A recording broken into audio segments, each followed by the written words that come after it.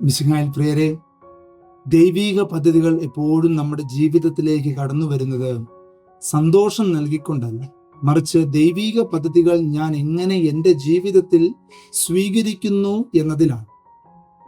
ശിമിയോൻ പ്രവാചകനിൽ നിന്ന് വിശുദ്ധ യോസേപ്പ് പിതാവ് ദൈവപുത്രനായ തൻ്റെ മകനെക്കുറിച്ച് കേൾക്കുകയാണ്.